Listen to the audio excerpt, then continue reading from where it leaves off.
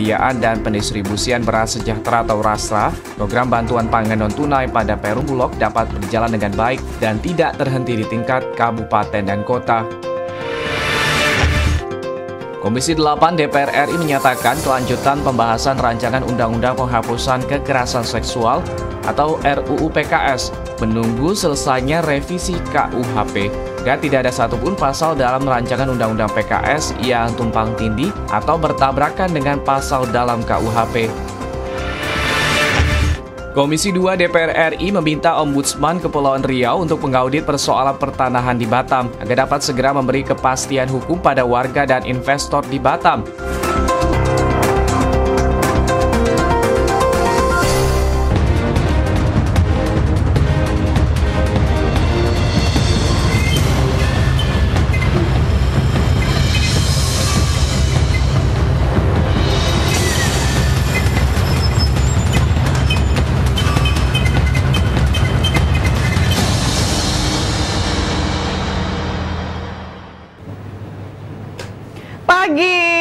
Pagi, apa kabar pemirsa? Tentunya Anda berjumpa kembali bersama kami. Nah, pada pagi hari ini memang untuk suara parlemennya ini agak maju sedikit, 30 menit lebih awal. Karena memang pada hari ini kami akan menyiarkan secara langsung ke hadapan Anda nih ya. Nanti ada satu acara seminar nasional yang begitu sangat bermanfaat. Tapi pada pagi hari ini saya mau cerita kalau misalnya emang cuaca ini kadang-kadang kenapa kemarin tuh merasakan nggak Jakarta tuh panas banget, tapi kenapa anginnya dingin ya kayak di Bandung gitu loh. Cuaca ya kok suasana jadi cuaca memang agak ekstrim. Tapi menyebabkan saya jadi batuk-batuk yang tidak berkesudahan. Kalau kemarin kan Jakarta diberikan predikat penyumbang udara terburuk di dunia, bukan lagi di... Nah itu dia. Jadinya memang pemirsa untuk namanya masalah kesehatan ini saya berbatuk-batuk yang nggak bersesudahan ini agak sedikit pertanyaan besar untuk diri saya. Udah minum antibiotik, udah minum obat yang memang beberapa macam, tapi tetap aja nih untuk masalah batuk harus agak PR sedikit. Apakah memang harus istirahat atau tidak? Nah tapi kalau misalnya yang namanya hawanya ini juga lagi panas ataupun saya juga mungkin lagi kurang sehat, tapi sehat itu tadi malam soalnya habis nonton konser pemirsa. Westlife. Nonton Westlife luar biasa. Apa ya kalau misalnya kayak hasil dari tadi malam itu melihat mereka secara dekat cuma satu pada saat memang usianya bertambah, tapi aura ataupun mereka itu punya energi positif yang begitu luar biasa. Salut deh. Seneng ya kalau kamu ketemu idolanya ya. Tapi ada yang sedih kalau hari ini saya memikirkan karena ganjil genap ini akan diperluas. Itu dia. Itu makanya butuh nonton konser. Soalnya kalau misalnya mikirin ganjil genap itu nggak ada habisnya. Kamu kebayang nggak kalau misalnya emang ganjil genap ini akan diteruskan ke beberapa ruas jalan di ibu kota. Ya, dan masih sosialisasi hingga akhir Agustus dan mulai pelaksanaan nanti di awal September. Hati-hati, Anda juga harus tahu daerah mana saja yang sudah atau akan dikenakan ganjil genap. Nah, untuk mengawali pagi ini saya akan berikan dulu 3 berita utama. Yang pertama terkait dengan DPR RI meminta kabupaten kota laksanakan surat edaran Menteri Sosial. Anggota Komisi 4 DPR RI Ono Surono menyampaikan saat ini tidak sedikit kabupaten dan kota yang memiliki badan usaha milik desa atau BUMDes dan dengan produk usaha yang sama yaitu beras. Berikut berita selengkapnya. Komisi 4 DPR RI berharap surat edaran Menteri Sosial terkait dengan pemberian tugas penyediaan dan pendistribusian beras sejahtera atau RASRA, program bantuan pangan non-tunai pada Perum Bulog dapat berjalan dengan baik dan tidak terhenti di tingkat kabupaten dan kota. Ditemui dalam kunjungan kerja spesifik Komisi 4 DPR RI ke Perum Bulog, wilayah Sulawesi Selatan, anggota Komisi 4 DPR RI Ono Surono menyampaikan, saat ini tidak sedikit kabupaten dan kota yang memiliki badan usaha milik desa atau BUMDes dengan produk usaha yang sama yaitu beras. Ono mengatakan menurut kabar yang diterima, peran Bupati dan Wali Kota sangat masif dalam mengatur pemasok beras ke I-Warung. Ya kita dorong khususnya Komisi 4, seyogianya pemerintah juga bisa memberikan penugasan kepada Bulog untuk melakukan distribusi kepada program bantuan pangan non-tunai. Dan tentunya Bulog juga harus bersiap diri bagaimana juga menyediakan beras yang layak untuk dikonsumsi oleh masyarakat. Anggota Komisi 4 DPR RI Hasanuddin mengatakan, sistem pertanian di Indonesia perlu dikelola dengan baik agar stok beras di Bulog dapat terkontrol. Mengingat manajemen pertanian di era modern memiliki tantangan berbeda dengan adanya pengaruh pemanasan global. Hasanuddin berharap seluruh stakeholder yang bekerja untuk memajukan hasil pertanian di Indonesia dapat bekerja sama agar hasil pertanian para petani meningkat. Kemauan kita, goodwill dari pemerintah dan juga kemauan dari masyarakat.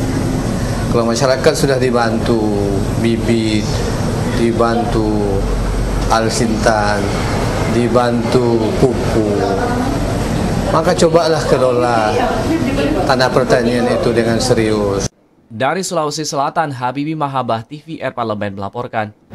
Anggota Komisi 4 DPR Hasanuddin mengatakan bahwa sistem pertanian di Indonesia perlu dikelola dengan baik agar stok beras di Bulog dapat terkontrol. Mengingat manajemen pertanian di era modern memiliki tantangan berbeda dengan adanya pengaruh pemanasan global. Ini kembali lagi untuk masalah manajemen pertanian di Indonesia. Sebenarnya memang untuk masalah pembangunan pertanian di Indonesia ini masih concern kepada beberapa hal yang memang sebenarnya bermula dari yang kecil-kecil. Kalaupun misalnya memang untuk masalah pembangunan pertanian Indonesia ini bisa digalakkan atau dimajukan, ini juga harus berkaca kembali bagaimana bentuk kesejahteraan para petani di Indonesia. Setidaknya memang tadi kembali lagi bagaimana pembangunan desa untuk kedepannya. Ya, kebutuhan untuk pangan lokal dulu ya, di skala nasional dibutuhin baru ekspor misalnya ya. Di berita kedua terkait dengan rancangan undang-undang PKS harus memiliki parameter yang jelas. Wakil Ketua Komisi 8 DPR RI Aceh Hasan mengatakan potensi tumpang tindih atau bertabrakannya pasal di rancangan undang-undang PKS dan KUHP dapat terjadi karena RUU PKS mengatur hak perlindungan perempuan dari segala unsur kekerasan seksual baik fisik maupun non-fisik. Sementara RKUHP lebih kepada perlindungan korban sekaligus melindungi pelaku yang mendapatkan perlakuan kriminalisasi secara berlebihan. Berikut berita selengkapnya. Komisi 8 DPR RI menyatakan kelanjutan pembahasan rancangan Undang-Undang Penghapusan Kekerasan Seksual atau RUU PKS menunggu selesainya revisi KUHP. Agar tidak ada satupun pasal dalam rancangan Undang-Undang PKS yang tumpang tindih atau bertabrakan dengan pasal dalam KUHP.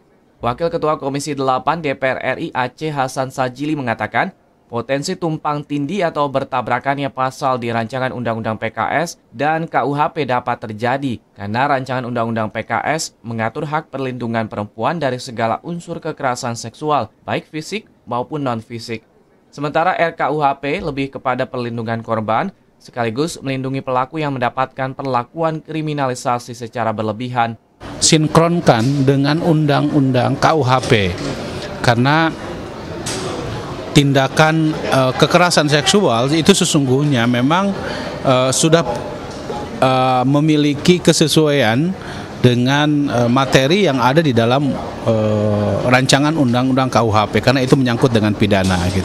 Anggota Komisi 8 DPR RI Samsuni yang mengatakan rancangan Undang-Undang PKS harus memiliki parameter yang jelas sehingga tidak berbenturan dengan RKUHP. Karena dengan adanya parameter dapat memasukkan semua perspektif baik perspektif agama maupun HAM, sehingga tidak dapat bergerak sendiri. Secara hukum dan secara etisnya, baik dalil agamanya, dalil semua lainnya dalam rangka untuk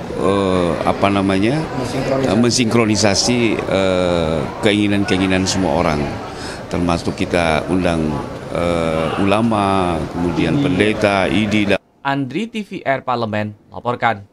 Rancangan Undang-Undang PKS harus memiliki parameter yang jelas sehingga tidak berbenturan dengan RKUHP karena dengan adanya parameter dapat memasukkan semua perspektif, baik perspektif agama maupun hak asasi manusia sehingga tidak dapat bergerak sendiri. Untuk masalah penanganan kekerasan seksual, terutama yang terjadi pada perempuan dan anak Indonesia, memang ini sangat saya setujui kalau misalnya memang ada rancangan undang-undang yang dibuat khusus untuk mengatur kondisi tersebut. Ya. Kan sudah terlalu banyak korbannya. Banyak sekali. Kalau kemarin ada Baik Nuril yang terakhir ya, akhirnya sudah mendapatkan amnesti dari Presiden. Ya. Nah, mudah-mudahan dengan RUU ini segera selesai, DPR dan pemerintah bisa memberikan perlindungan yang nyaman buat para kaum perempuan. Nggak sampai 2 bulan lagi tapi. Mudah-mudahan selesai. Kekejar ya? Kekejar. Amin. Kemudian di berita ketiga terkait dengan Komisi 2 DPR RI meminta Ombudsman Kepri audit persoalan pertanahan. Wakil Ketua Komisi 1 DPR RI Herman Hairon meminta Ombudsman Kepulauan Riau untuk mendalami persoalan pertanahan di Batam. Herman Hairon menginginkan adanya solusi terbaik dalam penyelesaian kasus pertanahan di Batam. Berikut berita selengkapnya. Komisi 2 DPR RI meminta Ombudsman Kepulauan Riau untuk mengaudit persoalan pertanahan di Batam agar dapat segera memberi kepastian hukum pada warga dan investor di Batam. Ditebih usai memimpin pertemuan dengan BP Batam dan Kementerian Agraria Tata Ruang Badan Pertanahan Nasional di ruang rapat BP Batam Kepulauan Riau, Wakil Ketua Komisi 2 DPR RI Herman Hairon menginginkan adanya solusi terbaik dalam penyelesaian kasus pertanahan di Batam agar dapat memberikan kepastian hukum bagi warga serta pengusaha atau investor sehingga dapat memperoleh iklim investasi yang baik dan kondusif. Ya tentu nanti kita tunggu sampai ada solusi yang kita bisa berikan. Rakyat merasa juga terpenuhi rasa keadilannya. Para pengusaha juga di sini diberikan kepastian hukum dan kepastian investasinya. BP Batam juga dapat menjaga iklim investasi yang baik. Anggota Komisi 2 DPR RI Siti Sarwindah mengatakan seharusnya tidak ada sertifikat hak milik di atas tanah negara, kecuali dengan persetujuan DPR untuk melakukan alih fungsi lahan. Namun di sejumlah tanah negara di Batam bersertifikat hak milik. Menurut Sarwindah, Batam memiliki keunikan terdapat pemerintah Provinsi Kepulauan Riau, Pemkot Batam, dan BP Batam yang memiliki kewenangan atas peraturan di Batam hingga aturan yang ada saling tumpang tindih. Untuk itu, Komisi 2 DPR RI akan mendalami isu tersebut. Sedang kita cari bentuknya itu seperti apa supaya tidak menabrak undang-undang yang memang harus kita patuhi. Tapi perkembangan kesini kan ada namanya sertifikasi PTSL itu kan memberikan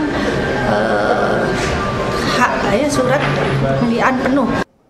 Dari Kepulauan Riau, Oki Zulindra, TVR Parlemen melaporkan.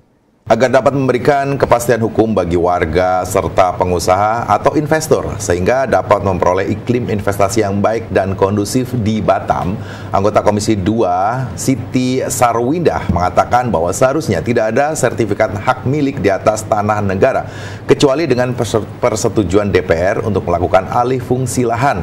Namun di sejumlah tanah negara di Batam bersertifikat hak milik. Nah, kalau misalnya masalah pertanahan Indonesia, kayaknya sepertinya segala macam konflik yang berkaitan dengan tanah ini nggak selesai dalam hitungan bulan. Apalagi kalau misalnya kita katakan hitungan setahun, 2 tahun, 3 tahun juga ada yang belum selesai. Apalagi kalau misalnya masalah pertanahan Indonesia yang berkaitan dengan sengketa tanah. Ini kalau ini berita barusan ini kayaknya berkaitan dengan pembuatan ataupun juga kepemilikan kita terhadap sertifikasi tanah. Juga jadi masalah besar. Kalau bagaimana masyarakat atau warga merasa kebingungan dengan proses sertifikat tanah yang sulit. Kalau kita lihat kemarin kasus terjadi misalnya di Kabupaten Kota Tangerang misalnya kemarin dengan Menhukam, itu juga ramai juga.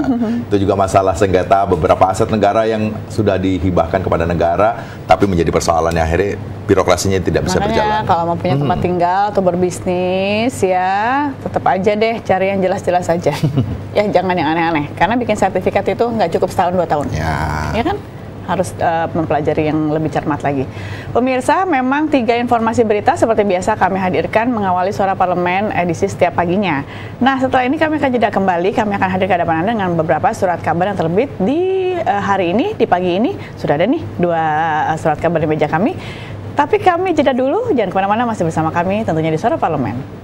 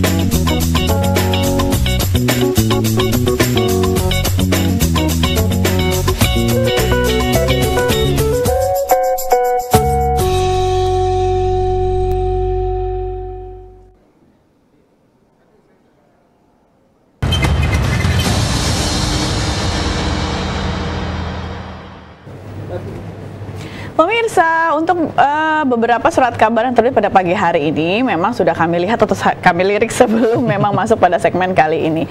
Kayaknya memang tidak jauh-jauh untuk masalah yang berkaitan dengan listrik padam waktu di hari Minggu. Itu emang kaget banget sih. Ya? Luar biasa ya? Luar biasa loh. Kalau misalnya saya kebagiannya yang mati sekitar 9 jam. 9 jam. Jadi kamu tidak bisa bersosial media? Gak bisa, semuanya mati. Habisnya tadinya maunya nginap ke hotel, tapi gimana ya, sayang juga dong. Itu cuma nginap di hotel nunggu listrik nyala. Ya, apa saja yang akan kami bacakan ke depan Anda, segera kami masuk dalam headline surat kabar.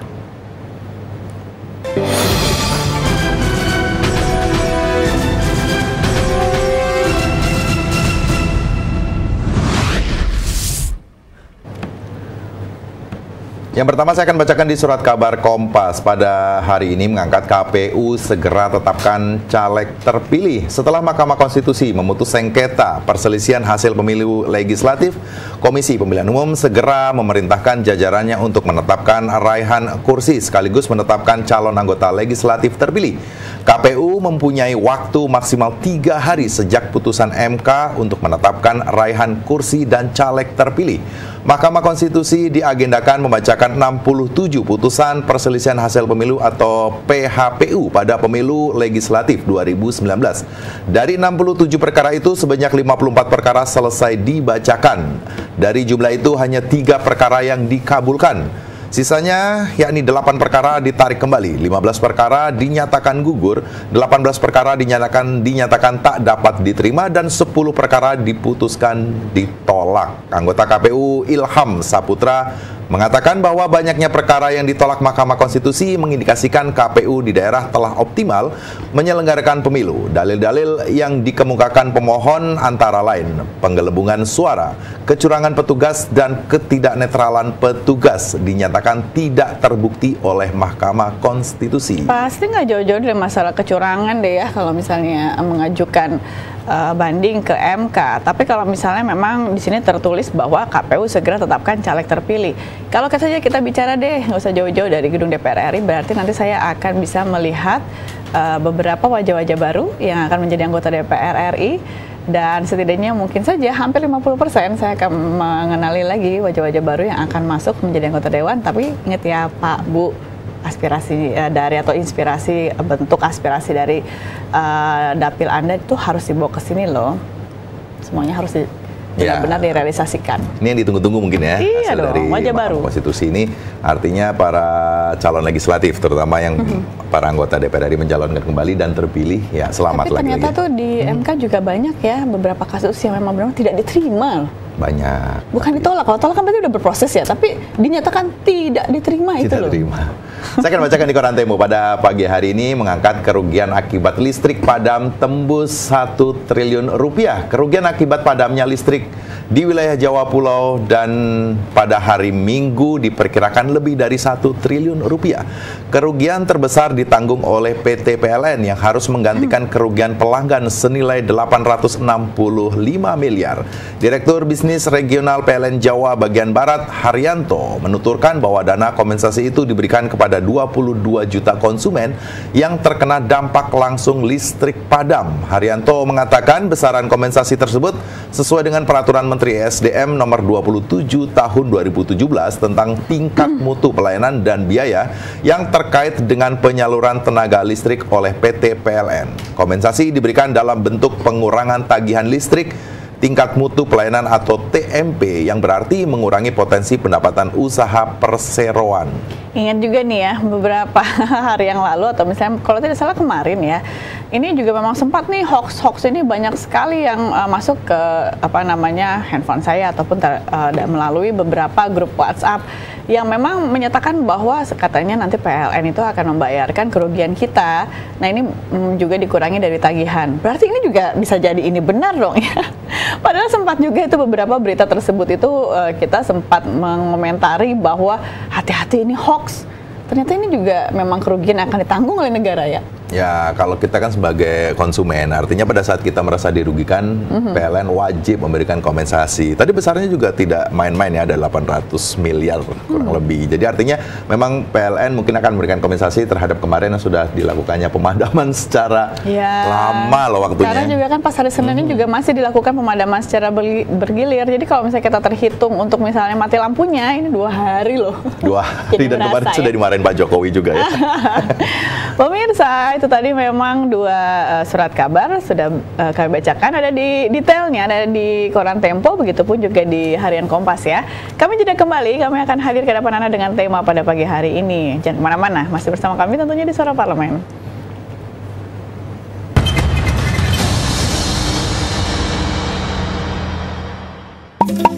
Mari berpartisipasi dalam penyusunan naskah akademik dan rancangan undang-undang. Saat ini, masyarakat dapat berpartisipasi menyampaikan aspirasinya terkait naskah akademik dan rancangan undang-undang yang sedang disusun di Pusat Perancangan Undang-Undang Badan Keahlian DPR RI melalui aplikasi SIMAS PUU. Bagaimana caranya? Simak sampai akhir ya.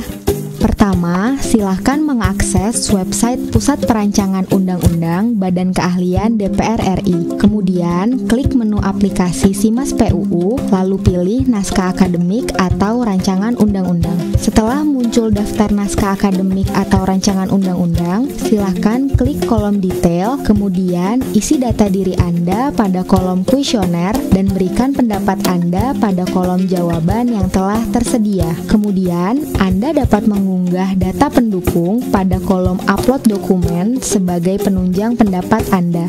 Mudah bukan? Ayo berpartisipasi menjadi bagian dalam perancangan undang-undang.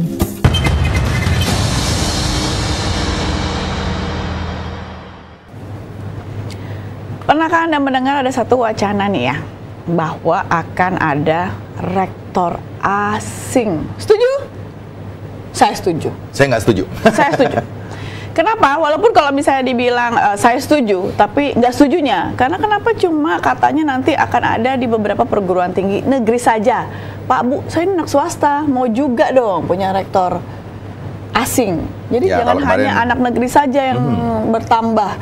Oke ya, anak swastanya masa masih dengan rektor masih dengan rektor lokal bahasanya gitu ya bahasanya. Ya, kalau kemarin suara-suara di DPR kan banyak yang nggak setuju. Bicara Pak Fahri kemarin juga bicara bahwa apa kerja Pak Mamendristek Dikti ini kalau harus mengimpor rektor dari luar atau dari asing. Seolah nggak ada apa orang-orang atau masyarakat Indonesia, pemuda-pemuda, tokoh-tokoh yang bisa. Ada kan sebenarnya. Bahkan anak Indonesia itu sebenarnya jauh lebih pintar kalau misalnya menurut saya dibandingkan warga asing yang masuk ke Indonesia. Tapi diperlukan juga ada beberapa transfer knowledge dari misalnya rektor asing untuk bisa memberikan satu pemahaman baru kepada kita. Nah, kalaupun misalnya ada beberapa wacana baru yang akan dibuat oleh pemerintah, pasti pro dan kontra itu terjadi ya pemirsa ya. Ini yang akan kami angkat ke hadapan Anda. Kalau misalnya memang rektor asing masuk ke Indonesia, setujukah Anda? Kami berikan dulu informasi lengkapnya dalam tajuk Suara Parlemen berikut ini.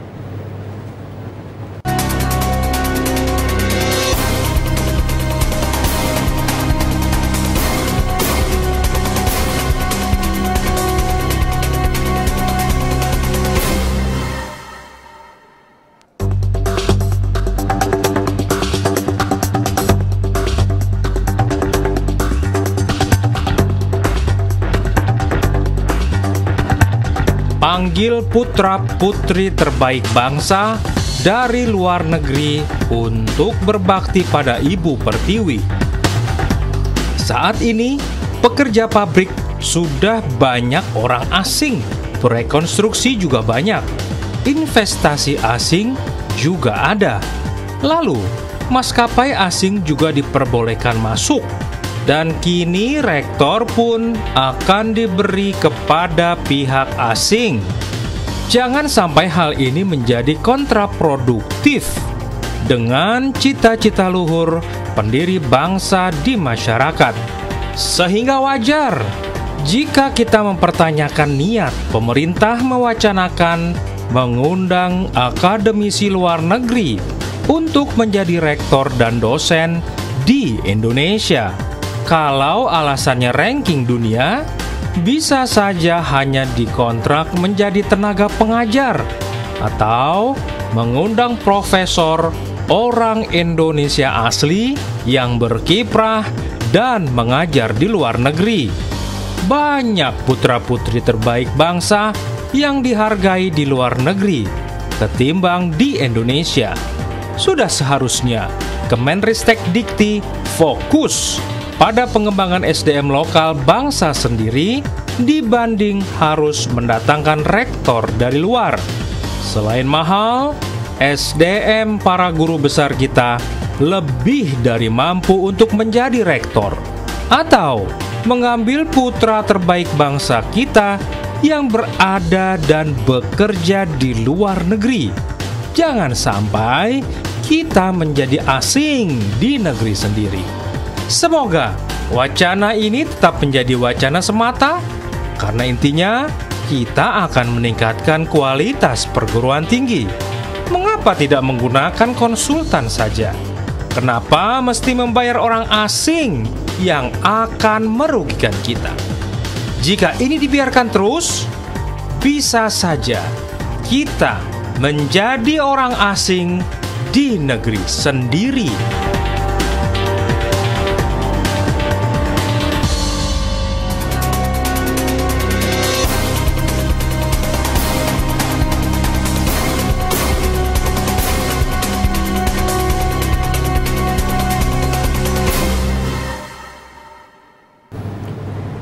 Pemirsa, jadi bagaimana? Anda setuju dengan pemahaman saya bahwa saya setuju kalau misalnya ada rektor asing masuk ke Indonesia, atau Anda juga sepaham dengan rekan saya yang sangat tidak setuju kalau misalnya rektor asing ini masuk ke Indonesia? Gimana?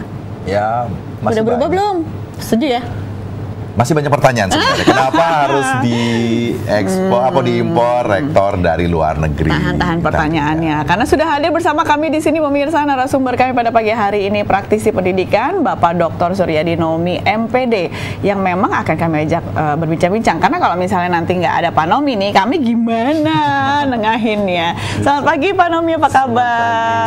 Pagi. Baik. Senang bergabung kembali bersama kami di sini. Terima kasih atas undangannya.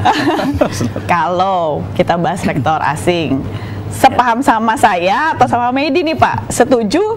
Ini nggak setuju? Yang mana kalau Bapak? Ya, pertama mungkin kita bukan setuju, tidak setuju dulu. Kita lihat dulu persoalan pendidikan kita di Indonesia, khususnya pendidikan tinggi ya.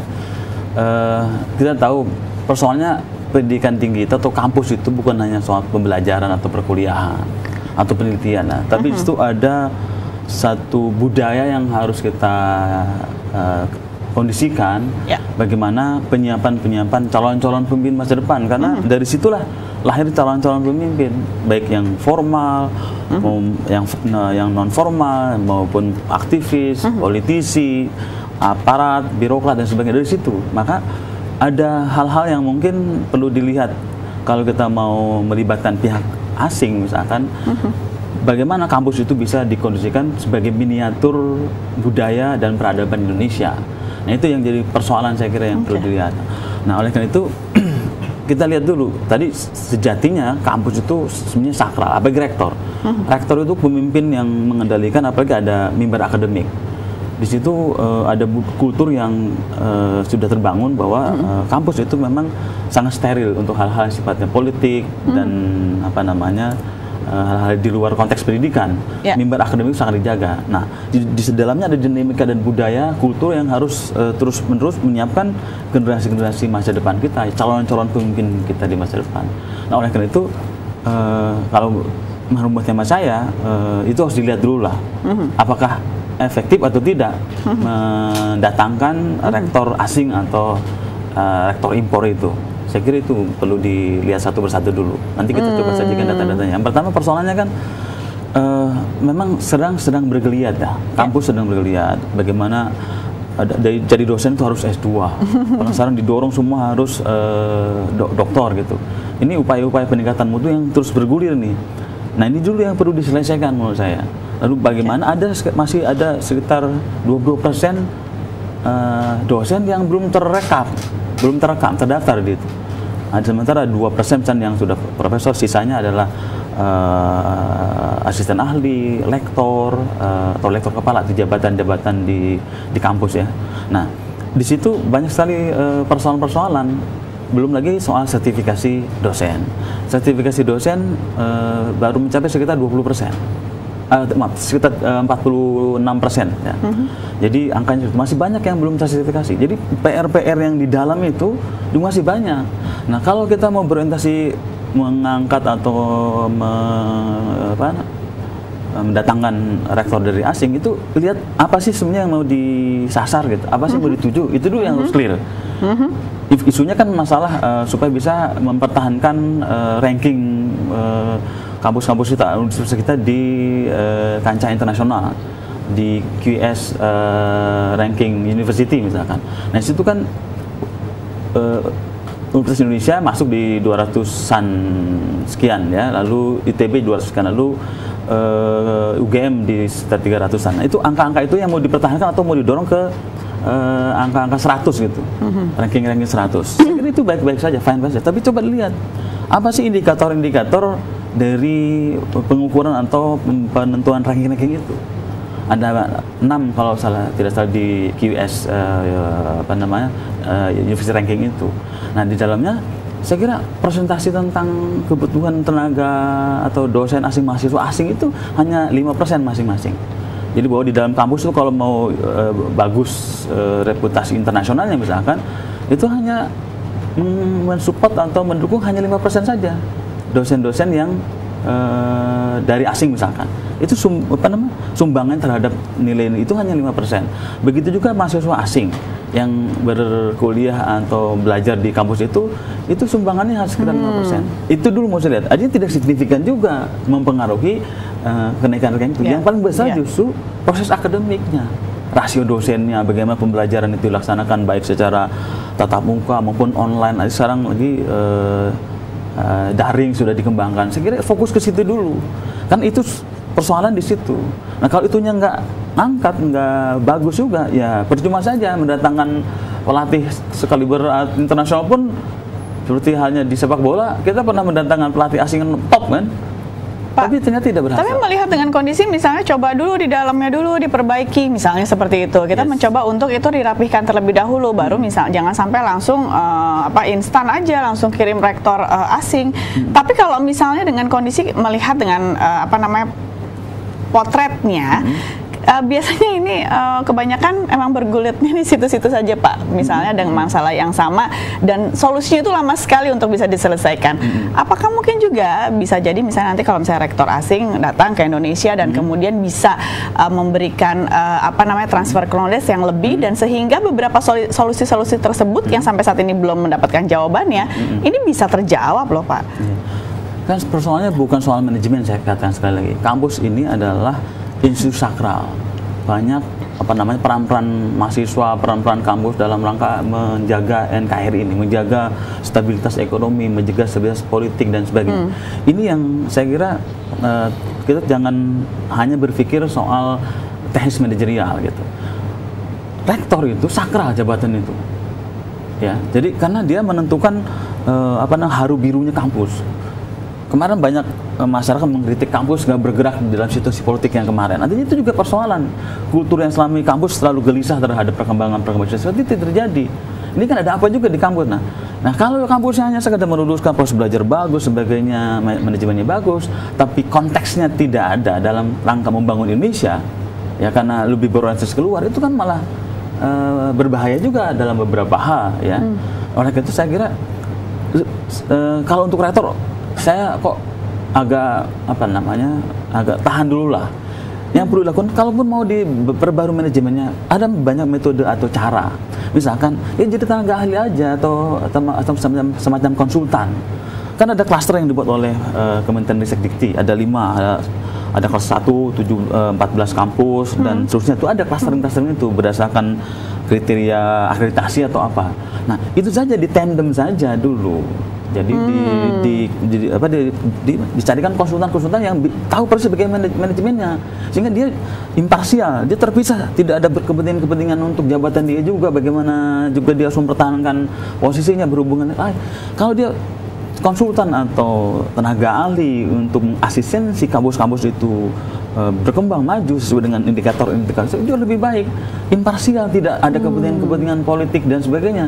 Kalau misalkan dari asing masuk ke Indonesia, rektor misalkan, lalu dia menjadi bagian dari proses itu, dia tidak netral juga, mana yang perlu diperbarui, mana yang perlu ditingkatkan, mana yang perlu dikurangi dan sebagainya. Itu yang saya kira lebih baik diawali dengan proses-proses asistensi.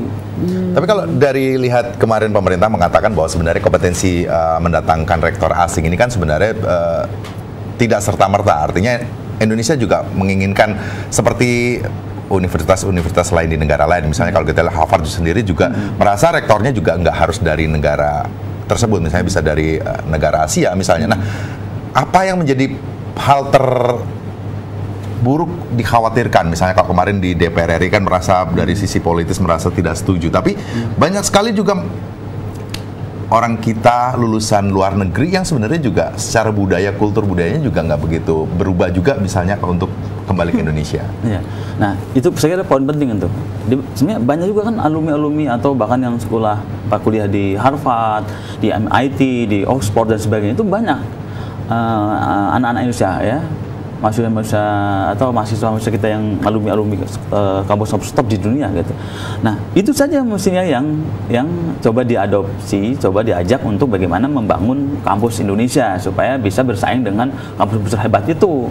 Nah, diawali dari situ sehingga ketahuan petanya. Kalau sekarang didatangkan rektor dari asing, lalu dia datang dengan pengetahuan yang terbatas, dengan waktu juga mungkin yang penyusuannya juga perlu waktu.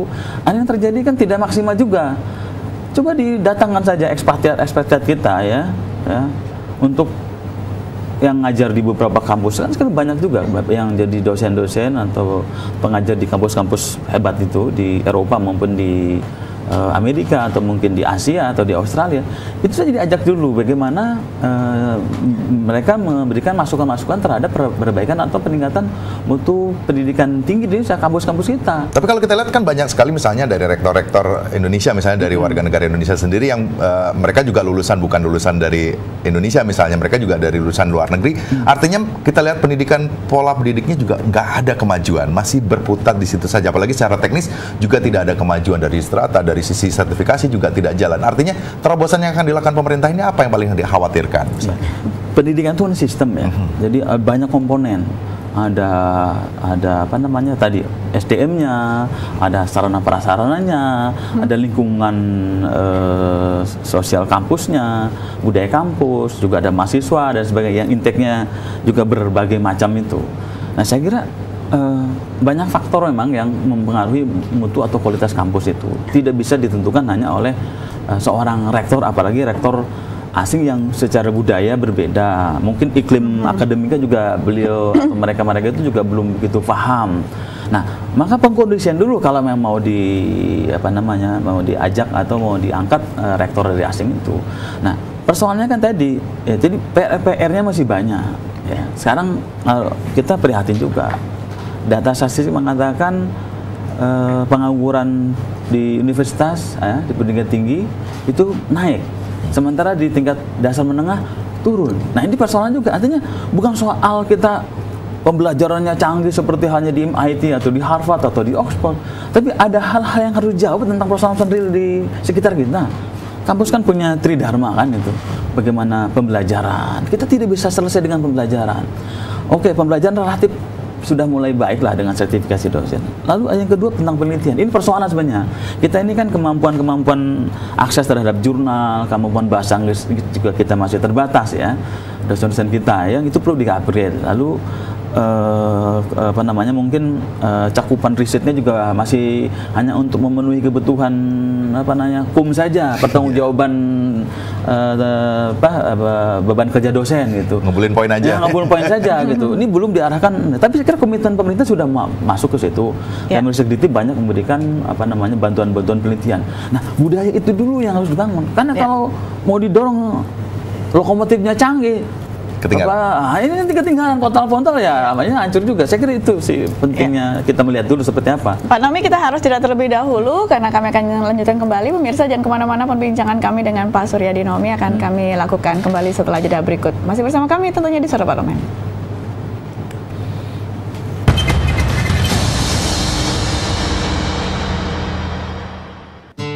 Mari lapor LHK-ASN.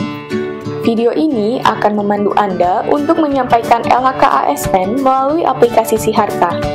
Sebelum memulai, ada baiknya Anda menyiapkan dokumen-dokumen berikut.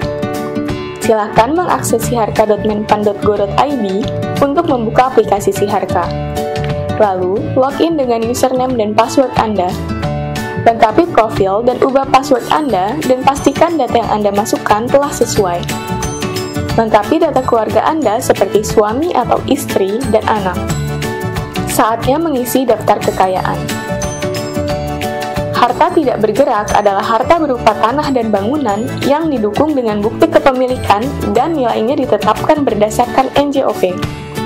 Harta bergerak adalah harta selain tanah dan bangunan seperti kendaraan bermotor, perabotan rumah tangga, perhiasan, dan lain-lain dengan nilai berupa harga perolehan atau harga tafsiran.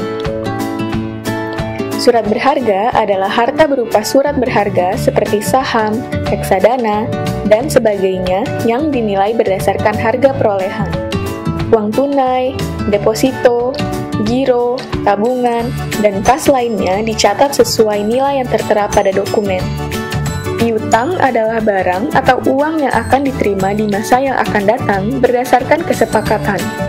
Dan hutang adalah pinjaman yang diterima oleh ASN pelapor maupun suami atau istri dan tanggungan lainnya dari pihak lain yang pembayarannya menjadi tanggung jawab ASN pelapor. Penghasilan yang wajib dilaporkan pada LHK-ASN adalah penghasilan dari jabatan, penghasilan dari profesi atau keahlian, penghasilan dari usaha lainnya, penghasilan dari hibah atau lainnya, penghasilan dari istri atau suami yang bekerja. Sedangkan, pengeluaran yang dicatat adalah perkiraan pengeluaran rumah tangga dan rutin lainnya, seperti listrik, air, transportasi, dan biaya hidup lainnya, serta pengeluaran untuk rekreasi, asuransi, biaya pengobatan, dan sebagainya. Anda telah menyelesaikan pengisian LHK-ASN. Anda dapat memilih kirim ke inspektorat jika laporan telah sesuai, atau memilih edit jika masih perlu dilakukan perbaikan.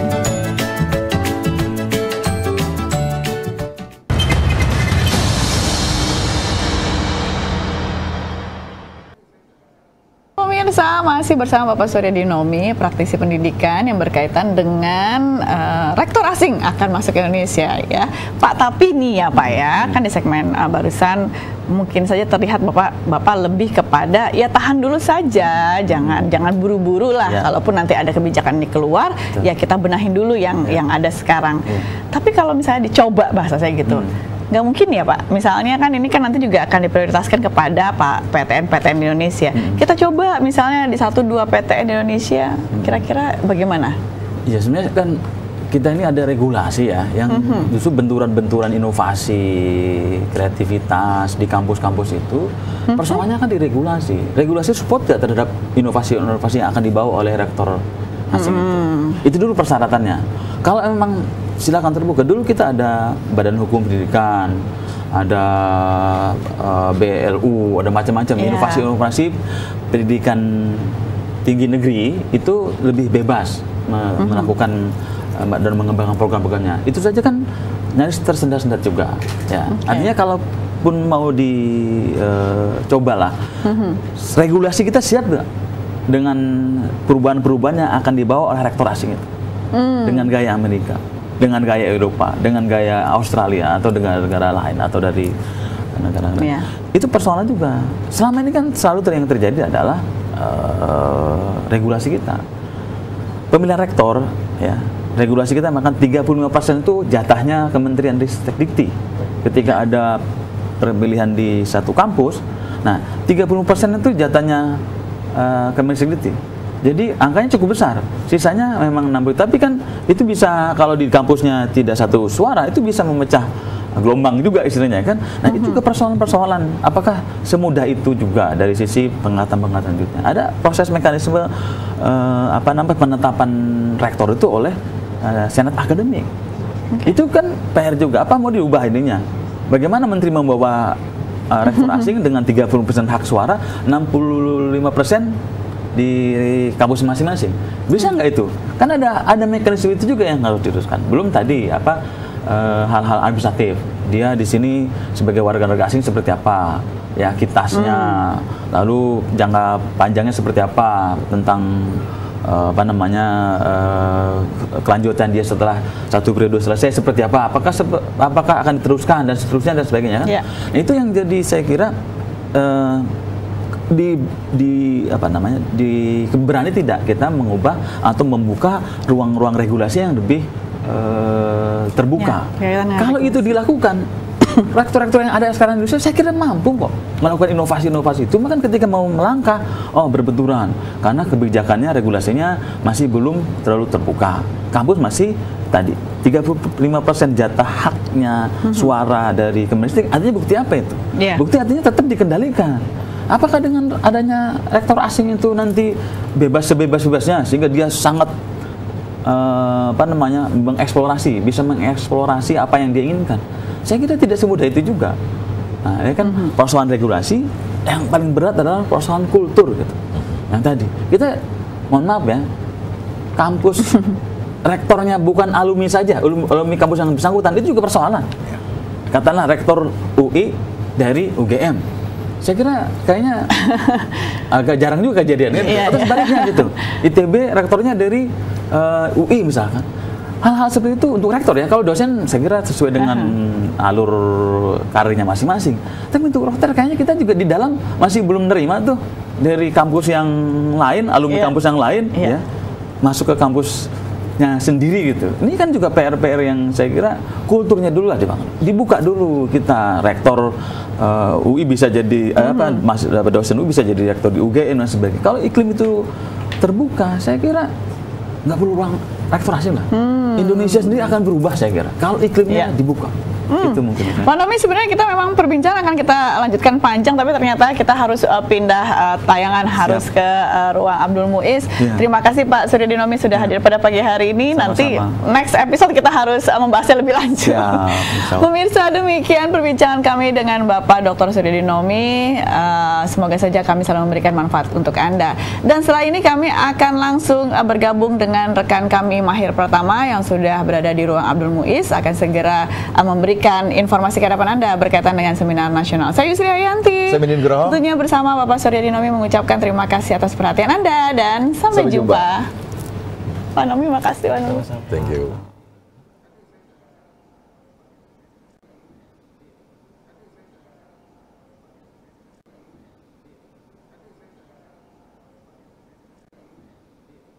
Dalam legislasi bidang ketenagakerjaan yang diselenggarakan oleh Badan Selamat pagi pemirsa, Anda kembali menyaksikan siaran langsung edisi hari ini Rabu 7 Agustus 2019 bersama saya Mahir Pratama. Dan pemirsa, saat ini saya telah berada di ruang Abdul Muiz Senayan, Jakarta. Rencananya hari ini Pusat Perancang Undang-Undang Badan Keahlian DPR RI akan melaksanakan